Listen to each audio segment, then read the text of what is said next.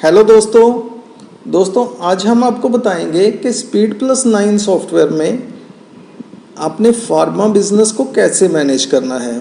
आपने एक medicine shop को, एक केमिस्ट शॉप को कैसे इसमें मेंटेन करना है, कैसे उसके प्रोडक्ट्स बनाने हैं, क्या क्या उसमें सेटिंग करनी है और कैसे उसकी सेल की एंट्री करनी है, रिटेल सेल की, होलसेल की, कैसे कैसे उसमें एंट्री करनी है। ये सारा कुछ हम आपको इस वीडियो में बताएंगे। मैंने SpeedPlus9 पहले से ओपन करके रखा है। हम यहाँ पर सबसे पहले एक कंपनी क्रिएट करते हैं। ये लीजिए, हम यहाँ पर क्रिएट ए न्यू कंपनी पे क्लिक करके यहाँ पर कंपनी बना लेते हैं। जैसे मैंने बना लिया डेमो फार्मा, तो ये हमारी कंपनी क्रिएट हो गई। यहाँ पर उसका यूज़र नेम और पासवर्ड 11 बाय डिफ़ॉल्ट ही होता है। तो दोस्तों यहाँ पर आप देख सकते हैं, आपके सामने एक डैशबोर्ड ओपन हो जाता है कि आज की डेट में आपकी कितनी सेल है, कितनी परचेज़ है, कितनी बैंकिंग है। सबसे पहले तो हम क्या करेंगे, इसमें अपने प्रोडक्ट्स बनाएंगे। जो भी प्रोडक्ट्स में हम डील करते हैं, जो भी हमारी मेडिसिन्स हैं, उनकी लिस्ट हम इसमें क्रिएट करेंगे। तो प्रोडक्ट्स की लिस्ट तैयार करने से पहले उसकी 2-3 सेटिंग्स हैं जो खासकर फार्मा के लिए हमने इसमें ऑप्शंस दी हैं। तो वो सेटिंग कैसे करनी है, चलिए हम अभी आपको दिखाते हैं। सबसे पहले हम यहाँ पर मास्टर में आएंगे, आइटम्स में हम सेटिंग्स में क्लिक करेंगे। फार्मा में हर आइटम का बैच होता है, तो बैच को आपने कहाँ से एक्टिवेट करना है। बैच एक्टिवेट करने के लिए हम यहाँ पर सब आइटम मास्टर पे क्लिक करेंगे। नंबर ऑफ सब आइटम हम इसका नाम दे देते हैं बैच नंबर। इसकी एक्सपायरी और मैन्युफैक्चरिंग को भी हम यहाँ पर टिक कर लेते हैं, बिकॉज फार्मा में एक्सपायरी और मैन्युफैक्चरिंग तो डेफिनेटली मस्ट है, तो इसलिए हम यहाँ पर इसको टिक कर लेंगे। दूसरी सेटिंग है, इसमें हमें सॉल्ट की ज़रूरत भी पड़ती है। सॉल्ट मीन्स कंपोजिशन, आपके प्रोडक्ट्स में क्या क्या कौन कौन से सॉल्ट हैं वो डालने के लिए हम यहाँ पर इसको सॉल्ट को टिक कर लेंगे। और चेक पॉइंट्स को ऑन कर लेंगे। चेक पॉइंट्स होते हैं, कुछ मेडिसिन्स ऐसी होती हैं जो नारकोटिक्स या शेड्यूल एच में, शेड्यूल H1 में या NTTB में आती हैं, तो उनको मेंटेन करने के लिए कि कौन सी आइटम आपकी शेड्यूल H में है या H1 में है, तो उसको मेंटेन करने के लिए हम उसके चेक पॉइंट बना लेते हैं। यहाँ पर मैंने 4 चेक पॉइंट बना लिए। रिक्वायर्ड चेक पॉइंट 1, और इसका नाम मैं दे देता हूँ शेड्यूल H। दूसरे चेक पॉइंट का नाम मैं दे देता हूँ शेड्यूल H1।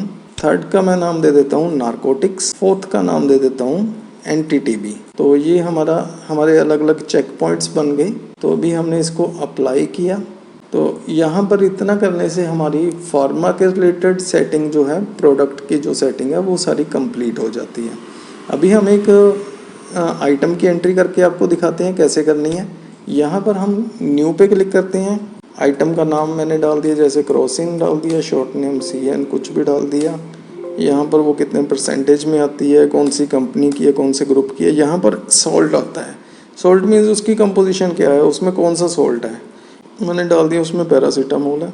और ये सॉल्ट लिस्ट जो है, आप जैसे जैसे इसमें एंट्री करते जाएंगे वो ऑटोमेटिकली लिस्ट प्रिपेयर होती जाएगी। नेक्स्ट टाइम P दबाने से पैरासीटामोल अपने आप आएगा। अभी हम एक प्राइमरी यूनिट बना लेते हैं। यहाँ पर मैंने प्लस करके प्राइमरी यूनिट बनाया। स्ट्रिप, एक स्ट्रिप में अलग अलग टैबलेट्स होती हैं। यहाँ पर मैं उसका अल्टरनेट यूनिट बना देता हूँ टैबलेट्स, बिकॉज हमने ये देखना है कि कितनी स्ट्रिप पड़ी हैं और कितने टैबलेट्स हैं हमारे पास। तो एक स्ट्रिप में कितनी टैबलेट आती हैं उसका कन्वर्जन फैक्टर डाल देंगे कि 15 टैबलेट्स आती हैं। और प्राइस जो है, जो भी आप रेट नीचे देने वाले हैं, बताने वाले हैं, वो स्ट्रिप का प्राइस है या टैबलेट का प्राइस है। तो यहाँ पर जनरली स्ट्रिप ही रखना है हमने। और ये देखिए, जो हमने चेक पॉइंट्स बनाए थे वो आपके सामने यहाँ पर डिस्प्ले हो रही हैं। मीन्स ये आइटम आपकी शेड्यूल H में है तो इसको टिक कर देंगे, H1 में है तो इसको यहाँ से टिक कर देंगे, नारकोटिक्स आइटम है तो वो टिक कर देंगे, NTTB है तो इसको टिक कर देंगे। बट कोई भी नहीं है तो इसको, इन सब को हम अनटिक रखेंगे। मेंटेन बैच नंबर, देखिए फार्मा में बैच तो हर आइटम का होता ही है, इसलिए मैं यहाँ पर इसको मेंटेन कर लेता हूँ। बैच नंबर मैंने यहाँ पर कोई भी डाल दिया, जो भी बैच की हमारे पास आइटम्स आ रही हैं। एक्सपायरी डेट हमने डालनी है मंथ/ईयर। मैन्युफैक्चरिंग डेट हमने डालनी है मंथ/ईयर करके। और सेल प्राइस हमने इसका डाल दिया, जैसे 15 है। MRP इसका 20 रुपये है।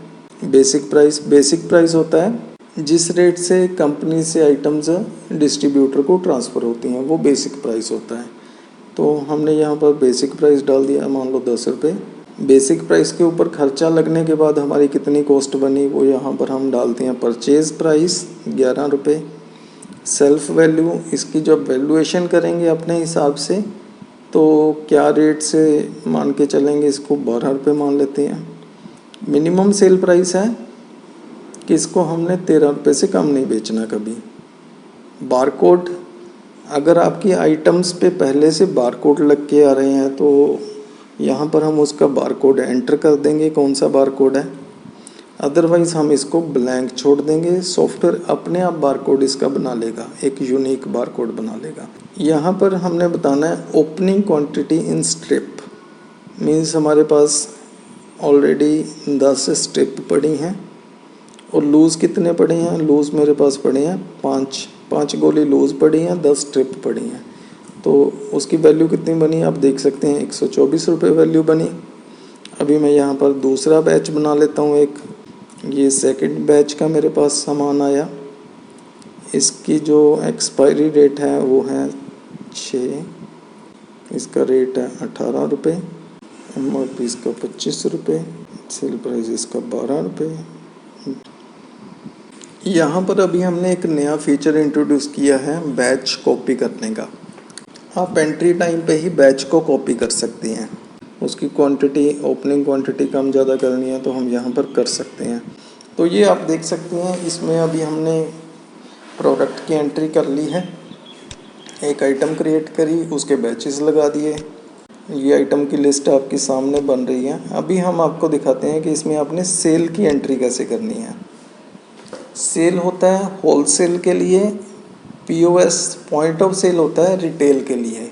तो सबसे पहले हम आपको दिखाते हैं कि होलसेल की एंट्री कैसे करनी है। सेल में जाएंगे, यहाँ पर मैं एक न्यू बिल बना लेता हूँ। क्रेडिट में मैं अभी एक नई पार्टी बना लेता हूँ। यहाँ पर हमने आइटम का नेम पिक किया। आइटम का नेम पिक करते ही उसके जो भी अवेलेबल बैचेस हैं वो सारे आपके सामने आ गए। आप देख सकते हैं यहाँ पर बैच का नंबर आ रहा है, एक्सपायरी डेट आ रही है और MRP वगैरह उसके रिलेटेड सारी इन्फॉर्मेशन आपके सामने आ रही है। कोई भी बैच आप सर्च करना चाहते हैं यहाँ से आप सर्च भी कर सकते हैं। यहाँ पर ही खड़े खड़े आपने नया बैच बनाना है तो यहाँ पर आप प्लस पे क्लिक करके नया बैच बना सकते हैं। F3 दबा के भी नया बैच बना सकते हैं।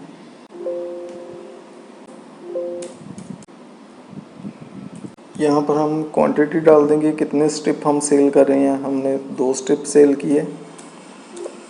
क्या रेट था, 14 रुपीज़ और उसकी बेसिक अमाउंट बनी 28। तो ये लीजिए, ये आपकी नेट वैल्यू बन गई।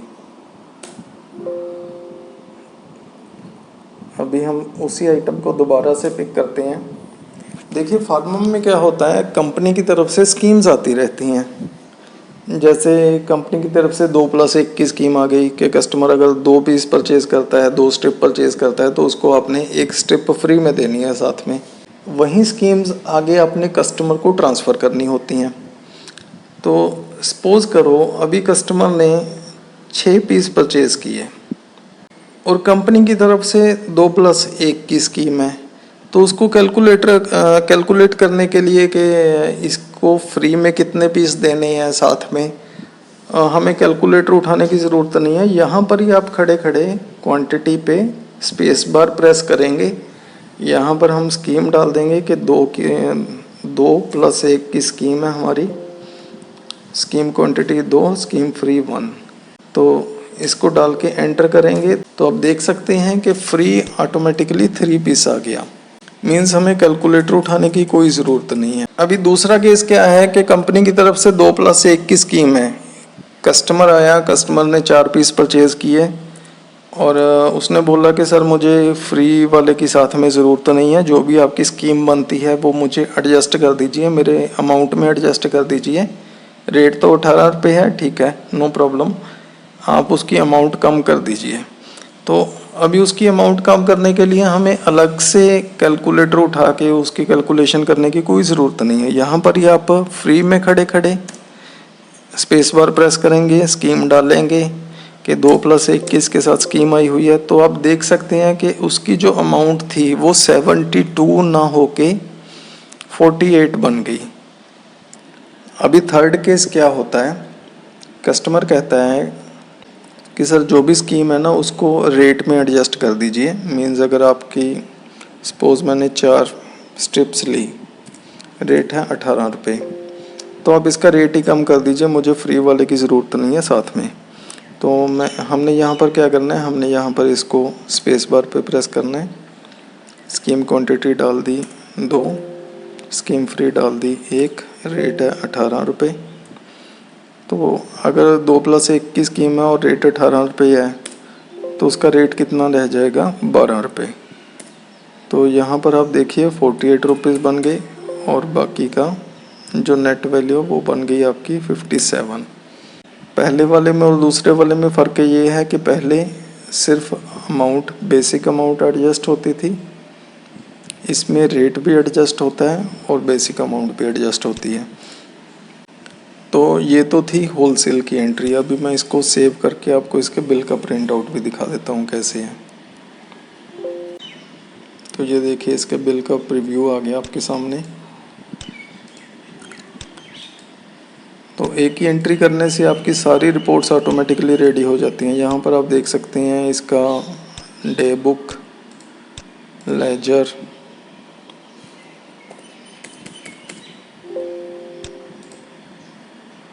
और इसका अगर आप बैलेंस शीट देखेंगे तो बैलेंस शीट में आप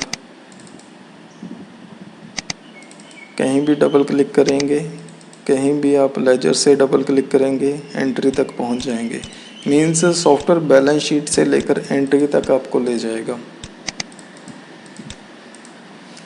और एक ही एंट्री करने से आपकी सारी सेल की रिपोर्ट्स रेडी हो जाती हैं। सेल रजिस्टर आपने देखना चाहते हैं, आपने बिल वाइज प्रॉफिट देखना है कि कौन से बिल में आपको कितना प्रॉफिट हुआ, क्या लॉस हुआ। आपने डेली प्रॉफिट देखना है कि कौन कौन सी आइटम में हमें क्या क्या प्रॉफिट हुआ। आपने आइटम वाइज समरी देखनी है कि आज की डेट में हमने क्रॉसिंग कितनी सेल करी। आपने सिटी वाइज देखनी है कौन कौन सी सिटी में कितनी आइटम सेल करी। कंपनी वाइज देखना चाहते हैं कौन कौन सी कंपनी का, सिप्ला का, एबट का कितना कितना माल सेल हुआ। ग्रुप वाइज देखना चाहते हैं टैबलेट्स कितने बिकी, सिरप्स कितने बिके। तो ऐसे करके इसमें आप देखिए कि सारी की सारी रिपोर्ट्स जो हैं वो आपकी रेडी होगी। आपकी स्टॉक रिपोर्ट्स भी रेडी हो जाती हैं, कितना स्टॉक आपके पास ओपनिंग में था, कितना सेल हो गया, कितना बैलेंस है। जीएसटी की रिपोर्ट्स भी सारी इसमें इसी में रेडी हो जाती हैं कि ये जीएसटी आपका कितना बना, कौन कौन सी स्टेट का कितना बना, ये सारा आपकी रिपोर्ट्स ऑटोमेटिकली इसमें रेडी हो जाती हैं। तो यहाँ तो अभी तक हमने आपको दिखाया कि होलसेल की इसमें एंट्री कैसे करनी है। अब इस वीडियो में हम आपको दिखाते हैं कि रिटेल में इसकी एंट्री कैसे करनी है। पीओएस की एंट्री करने से पहले हम उसकी कुछ सेटिंग्स करेंगे। पीओएस की सेटिंग्स में जाएंगे, यहाँ पर जर्नल में prompt to input customer details, यहाँ पर मैं इसको ऑन कर लेता हूँ। कैश स्टैंडर्ड अमाउंट ऑटोमेटिकली को भी ऑन कर लेता हूँ। Ask for pack and loose को भी ऑन कर लेता हूँ। मीन्स कितनी स्ट्रिप्स हैं, कितने टैबलेट्स हैं। रिटेल में अक्सर क्या होता है, कस्टमर आता है वो कहता है जी 5 स्ट्रिप दे दो, 4 गोली लूज दे दो। तो यहाँ पर आप पैक्स एंड डूज के कंसेप्ट को ऑन कर सकते हैं। तो मैं इसको अभी यहाँ पर अप्लाई कर देता हूँ। नेक्स्ट हम चलते हैं पॉइंट ऑफ सेल में। पॉइंट ऑफ सेल में हमने न्यू पे क्लिक किया। ये देखिए मैंने कस्टमर नेम डाला कैश। कस्टमर का मोबाइल नंबर आप इसमें डाल सकते हैं। मोबाइल नंबर डालने के बाद ये आपको प्रॉम्प्ट करेगा कस्टमर की डिटेल डालने के लिए।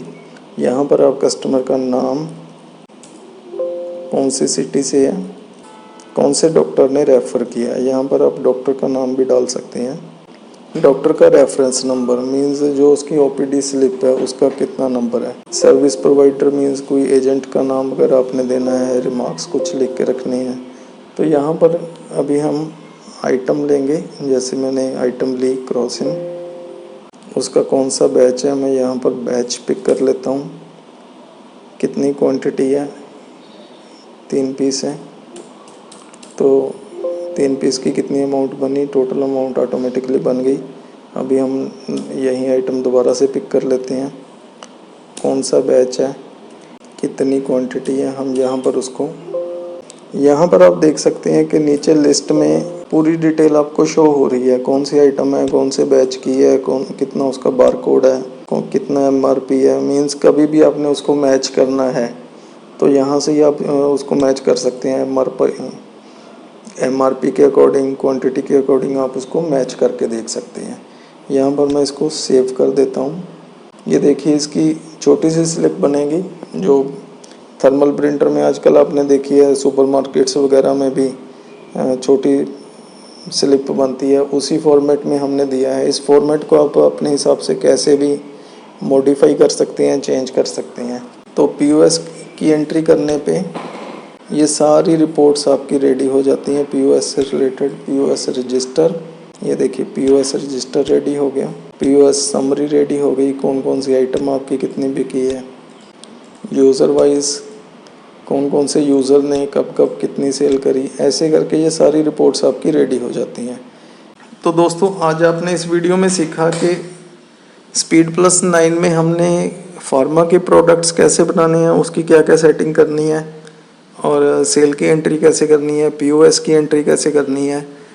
ये सारा कुछ बहुत इजी है।